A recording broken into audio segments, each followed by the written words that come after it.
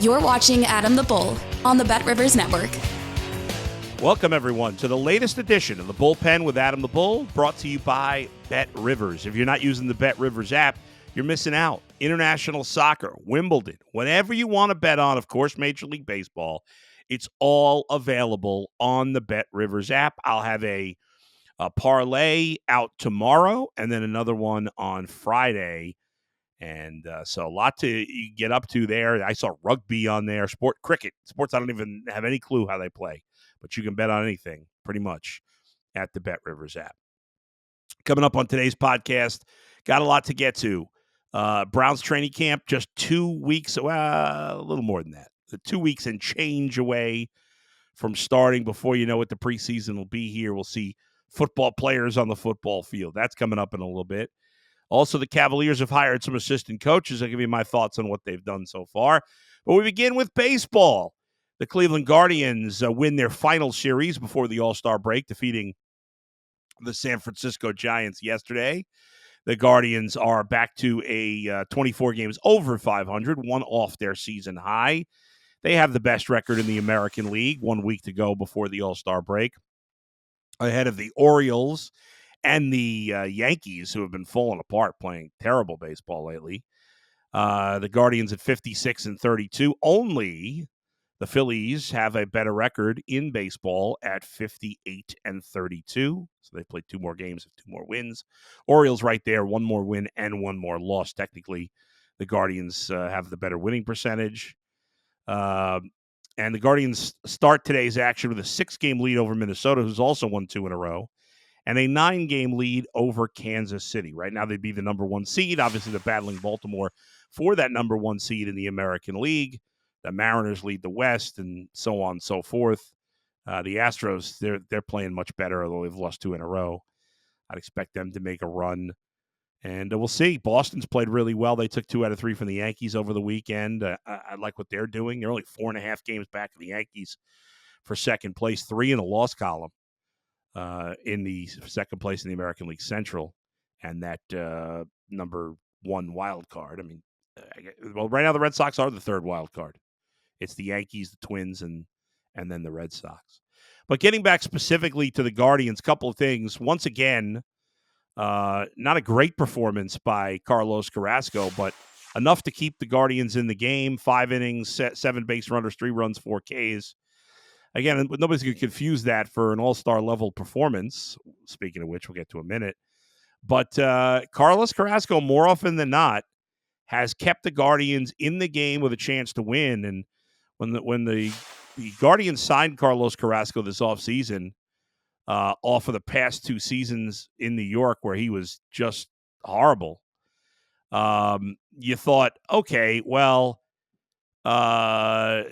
maybe he'll be serviceable. I shouldn't say he was horrible 2 years in a row. He was okay in 2022 with the Mets. He was horrible last year, and he looked completely done at his age with all he's been through physically, coming back from cancer.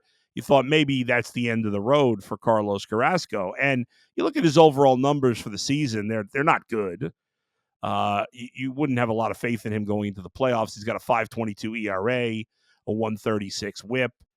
A strikeout to walk ratio that's the worst of his career except for last year. So the numbers overall are not good. But if you look deeper and you actually watched him pitch, he's giving you a representative effort almost every time. In his last 4 starts, Carlos Carrasco's pitched 22 innings and he's given up 9 runs. Again, I'm not telling you that's great, but that's under a 4 ERA. And that's against, that includes starts against Baltimore, Toronto, the Giants, who aren't bad. And he's in those 4 starts, he's walked 4 and he's struck out 21. Again, that's real good. And he's only allowed 20 hits in the 22 innings. The 5 home runs are a problem. The home runs continue to be a problem. That's been really his biggest issue. He's given up 14 home runs this season. But the reality is that more often than not, he's given them a good start. In fact, if you go back to for the whole season, he's only given up more than 3 earned runs 4 times. His last 2 starts in April were bad. And then his first and third starts in June were bad. Besides those 4, he's been mostly pretty solid and given the team a chance to win. And that's better than Tristan McKenzie's been, who's now in the minors. It's better than Logan Allen's been, who's now in the minors. Sadly, he's been their third best starter to this point. Hopefully that will change as Gavin Williams comes back from injury. Gavin Williams' first start coming off the injured list was ugly. But I expect to see some good things from him going forward. But again, last night, Carrasco gave him or yesterday afternoon, a decent effort. He did leave the game trailing as the Giants had a 3-0 lead, but they would soon take the lead, the Guardians, on a big pinch hit 3-run homer. Guardians got 2 back in the 4th, had a chance to tie it up, couldn't. But then in the 6th, Bo Naylor pinch hits for Austin Hedges with 2 on, 2 out. And Bo Naylor's been getting hot lately. He's been playing much better for, I'd say, a good month now. And he comes through with a pinch hit 3-run homer to give the Guardians a 5-3 lead. They hold on in the 9th. A rare run allowed by Emmanuel Clase gave up a double in the 9th. And a couple outs brought a run home. But nevertheless, the Guardians hold on. Clase gets the final out. He gets his 27th save, second in the big leagues. And the Guardians hold on 5-4. Naylor's 3-run homer is his 5th of the year. Like I said, he's been hitting well of late. The batting average, which is well below 200, went over 200 with that hit yesterday. His OPS is over 600 for the first time. Again, not good, but it's come a long way. I mean, he was terrible for much of the season.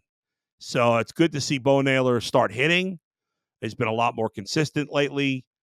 Daniel Schneemann, Jose Ramirez, both had doubles, and both Schneemann had RBI. Josh Naylor had the other RBI.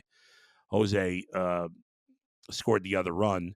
Cade Smith got the win out of the pen. The pen, as usual, did an excellent job. Clase did give up the run, as I mentioned, but Cade Smith, Tim Herron, Hunter Gaddis, and Clase, 4 innings, only 1 hit, 1 run, no walks, 2 Ks. Very efficient. They finished off the last 4 innings in no time. So good job again. And you look at the numbers on all these guys in the pen, and they've all done a sensational job. So the Guardians win the series, and after the series is over, before they head out on their final road trip before the All-Star break, we get the breaking news. I'm sure many of you saw the announcement in the locker room.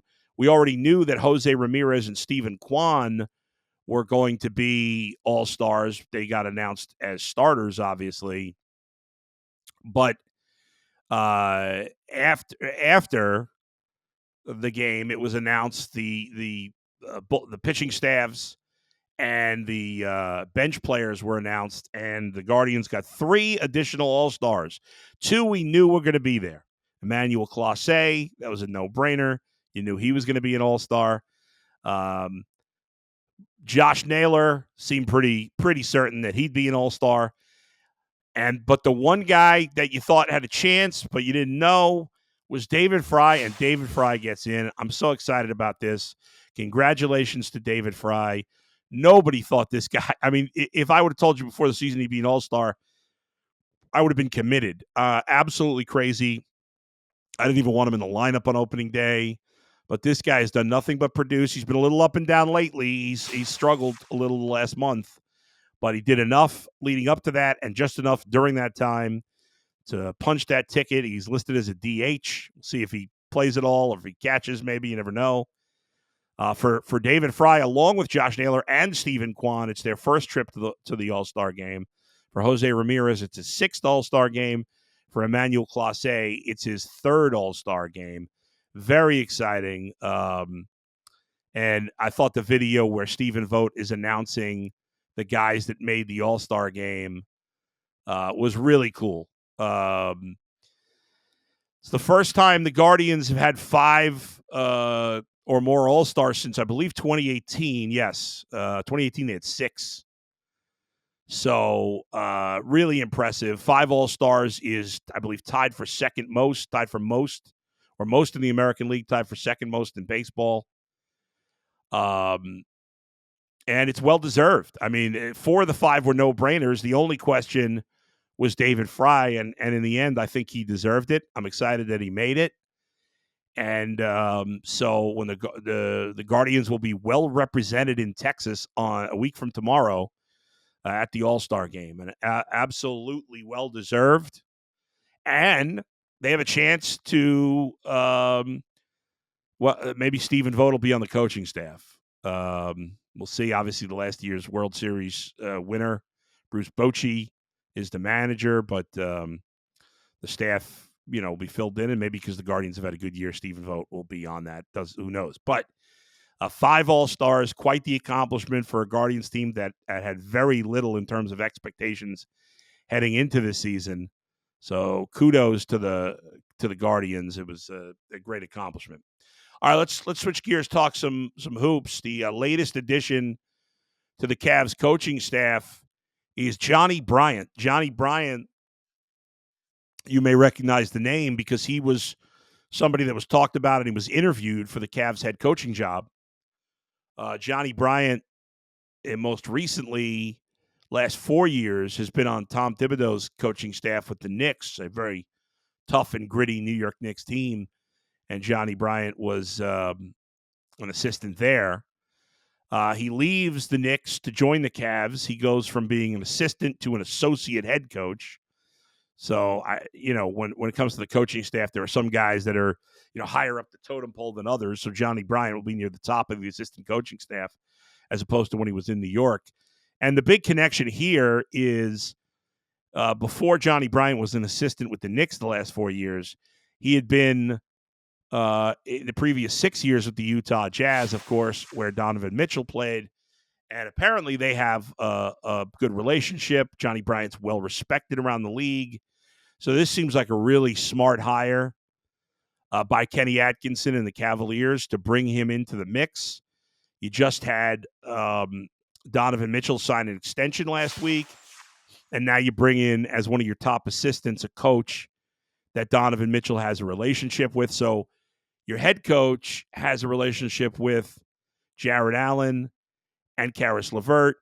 And now one of your top assistants, you bring him in.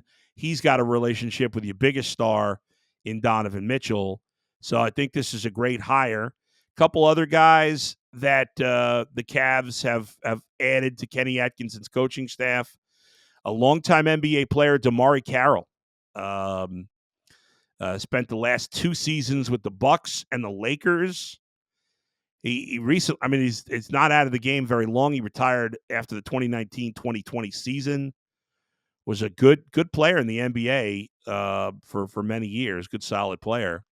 And so the Cavs have hired him, which you always like having one coach on the staff that's played somewhat recently. I feel like there's a good relating to the players type of thing. He also, DeMarre Carroll also played for Kenny Atkinson, both with the Nets and the Atlanta Hawks. And one other coach that they've hired is Jordan Ott. He's another assistant, spent the last 2 seasons with the Lakers, was a finalist for the Charlotte Hornets coaching vacancy. He was also with Kenny Atkinson with the Nets briefly, and his first gig ever in the NBA was as a video coordinator, which is a lower-level coaching job. And that was with the Hawks, and Kenny Atkinson was not the head coach there, but he was, higher up on the assistant totem pole. So they have a relationship. So Kenny Atkinson with some interesting hires to this Cavs coaching staff. They brought one guy back from last year's staff as they continue to fill out spots. And, it does feel like this team needed a shakeup in the coaching staff, which they've done. Now the question is, will there be a shakeup at all on the roster? To this point, we're now officially into free agency and trades, and, all the other teams in the East have really done things to get better. The Celtics are the defending champs. We know what the Knicks did. We've talked about that. Philadelphia's gotten better. They've made some additions. Milwaukee. And now what will the Cavs do? Do the Cavs have an ace up their sleeve to try to make a move for Jimmy Butler or something, Kevin Durant, something crazy like that. I think that's going to be tricky and probably unlikely. Or are they going to stick with what they've got and try to find some additional margin players? Could they trade Isaac Okoro? Could they trade Karis LeVert? Isaac Okoro is a restricted free agent, so if somebody makes him an offer, the Cavs can essentially let him go with a sign and trade type deal. So it'll be interesting to see what the Cavs do here over the next couple of weeks with the roster. Remember, the Donovan Mitchell trade a couple of years ago didn't happen right at the beginning of free agency, of course. And, things remain out there. I know a lot of people feel Jimmy Butler's played his last game in Miami. Could the Cavs go all in on a trade for him and hope to win a championship in the next 2 years? I think a lot of fans would like that. I think I would like that. So we'll keep an eye on that, obviously.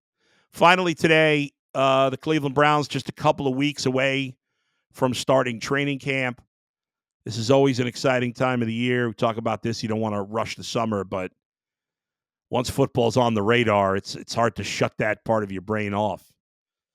The Browns, we're at a time where there's not any real news. It's the one slow time of the year in the NFL is late June till training camp start in late July.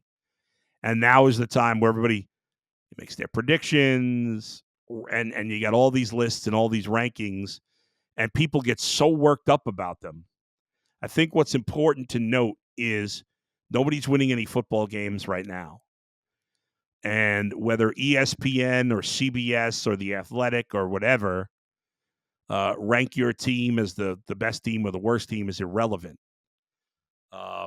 We're all doing our job. We're all putting out content, hopefully interesting content. People take these things way too personally. And I do it sometimes too. I'm like, what is wrong with this list? But ultimately, it's stupid. Everybody wants to put something out there. ESPN this morning had a ranking the NFL's rosters, best projected starting lineups.